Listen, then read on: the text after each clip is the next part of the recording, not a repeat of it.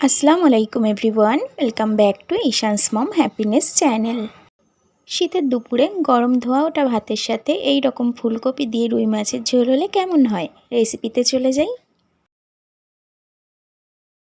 ফুলকপি, আলু, টমেটো, পেঁয়াজ খুব ভালোভাবে কেটে নেব সবগুলোকে। ফুলকপিগুলোকে আমি একটু লবণ পানিতে এইভাবে ডুবিয়ে রাখি, তাহলে ছোট ছোট পোকা টোকা থাকলে বেরিয়ে যাবে। আলুগুলো কেটে নিয়েছি, পেঁয়াজ, টমেটো আর এদিকে জিরা, আদা, শুকনো লঙ্কা সবগুলোকে আলাদা আলাদা করে পেস্ট করে নেব। আর এদিকে মাছ ভাজার জন্য মাছগুলোকে খুব ভালোভাবে ধুয়ে পরিষ্কার করে নিয়ে লবণ, হলুদ আর একটু সরিষার তেল দিয়ে খুব ভালোভাবে ম্যারিনেট করে আমি সাথে সাথেই ভেজে নেব। ভাজার জন্য এখানে একটা কড়াই বসিয়ে দিয়েছি। এই কড়াইয়ের মধ্যেই একবারে রান্না করে নেব। তো তেলটা আমি একবারেই দিয়ে দিলাম। তেলটাকে খুব ভালোভাবে গরম করে নিতে হবে। তেল ভালো গরম না হলে কিন্তু মাছগুলো আটকে আটকে যাবে, কড়াইয়ের মধ্যে ভালোভাবে ভাজা হবে না। আর এই রেসিপিটার জন্য আমি মাছগুলো একটু কড়া করেই ভাজবো, লাল লাল করে দুটো দিক খুব ভালোভাবে ভেজে নেব।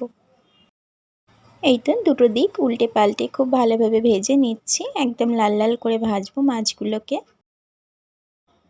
লাল লাল করে ভাজা হয়ে গেছে। এই মাছগুলোকে উঠিয়ে নিয়ে বাদবাকি যে মাছগুলো আছে সেগুলোকেও আমি একইভাবে ভেজে নেব। যতক্ষণে মাছ ভাজা হচ্ছে ওদিকে পেঁয়াজ, টমেটো ওগুলো কেটে রেখেছিলাম, ওগুলো আলাদা আলাদা পেস্ট বানিয়ে নিয়েছি। মাছগুলোকে উঠিয়ে নিয়ে ওই তেলের মধ্যেই আলুগুলোকে আমি ভেজে নেব। আলুগুলোকেও আমি লাল লাল করে ভাজবো। মাছ ভেজেছি তো তেলটার মধ্যে একটু হলুদ ছিল, সেই কারণে আমি আর লবণ হলুদ কিছুই দিলাম না, এমনিই আলুগুলোকে ভেজে নিয়েছি। আলুগুলোকে উঠিয়ে নিয়ে এরপর ফুলকপিগুলো দিয়ে দিলাম, কিন্তু ফুলকপিতে আমি একটু হলুদ গুঁড়ো অ্যাড করব, তাহলে ফুলকপিগুলোর কালারটা খুব সুন্দর হবে। ফুলকপিগুলোকেও আমি একটু লাল লাল করে ভেজে নেব। তো এই তো লাল লাল করে ভাজা হয়ে গেছে। আমি ফুলকপিগুলোকে উঠিয়ে নিয়ে ওই তেলের মধ্যে পেঁয়াজ বেটে রেখেছিলাম আগে থেকে, সেটাকে দিয়ে দিলাম। এটা 1 থেকে 2 মিনিট একটু এইভাবে নাড়াচাড়া করে নেব। তারপর এখানে আমি একটু কাশ্মীরি লঙ্কা গুঁড়ো অ্যাড করব। এই টাইমে কাশ্মীরি লঙ্কা গুঁড়োটা দিলে না তরকারির কালারটা খুব সুন্দর আসে। এইভাবে বাটা মশলা দিয়ে ফুলকপি দিয়ে মাছের ঝোল কিন্তু দারুণ হয়, একদিন ট্রাই করতে পারেন। আর একটু লবণ আর হলুদও আমি এই টাইমে দিয়ে দেব।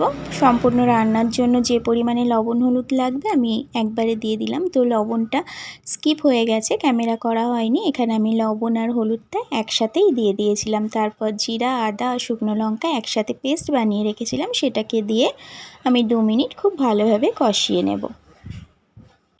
এরপর আমি টমেটো বাটাটাকে দিয়ে দেব। টমেটো বাটা দিয়ে আমি আরও 1 মিনিট খুব ভালোভাবে মশলার সাথে কষিয়ে নেব। খুব সুন্দর তেল ছাড়ছে মশলা থেকে। এরপর আমি ভেজে রাখা আলু ফুলকপিগুলোকে দিয়ে 2 থেকে 3 মিনিট খুব ভালোভাবে কষিয়ে নেব। আর রান্নাতে আমি গরম পানি ইউজ করব, তো আমি সাইডের ওভেনে একটু গরম পানি বসিয়ে দিয়েছি। 3 থেকে 4 মিনিট খুব ভালোভাবে কষিয়ে নিয়েছি। আর যে পাত্রের মধ্যে ফুলকপি আলুগুলো রেখেছিলাম না, অনেকটা তেল তেল লেগে আছে, তো গরম পানিটা আমি ওর মধ্যে ঢেলে দিয়ে ওই পানিটাই আমি রান্নার মধ্যে দিয়ে দিচ্ছি।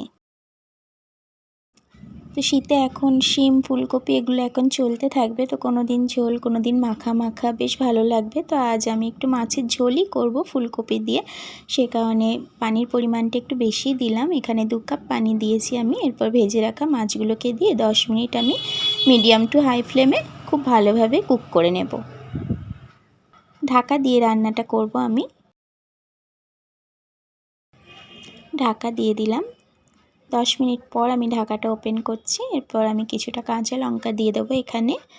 আপনারা চাইলে লঙ্কাগুলোকে একটু কেটে কেটে দিতে পারেন, বাট ওই আমার বাড়িতে একটু ঝালটা কমই খাওয়া হয়। মানে আমি ঝাল খাই, কিন্তু আমার ফ্যামিলি মেম্বাররা ওরা খুব একটা ঝাল খায় না, সেই কারণে আমি লঙ্কাগুলোকে গোটা গোটাই দিয়ে দিলাম। আর কিছুটা ধনিয়া পাতা দিলাম। এবার 1 মিনিট রান্না করব, তারপর আমি গ্যাসের ফ্লেমটাকে অফ করে দেব। অফ করে দিয়ে 5-6 মিনিট একটু রেস্টে রাখবো, তারপর ফাইনাল লুকটা আপনাদেরকে দেখাচ্ছি। রান্নাটা একদম কমপ্লিট হয়ে গেছে। গ্যাসের ফ্লেমটা আমি অফ করে দিয়েছি। এরপর ঢাকা দিয়ে আমি 5 মিনিট রেস্টে রেখেছিলাম। তারপর দেখাচ্ছি এই যে ফাইনাল লুক। এরপর একটু সার্ভ করে নিচ্ছি। এমন ধরনের আরও রেসিপি দেখতে চাইলে চ্যানেলটাকে সাবস্ক্রাইব করে রেখে পাশে থাকা বেল আইকনটা প্রেস করে রাখতে পারেন। আল্লাহ ব্লেস অল অফ ইউ।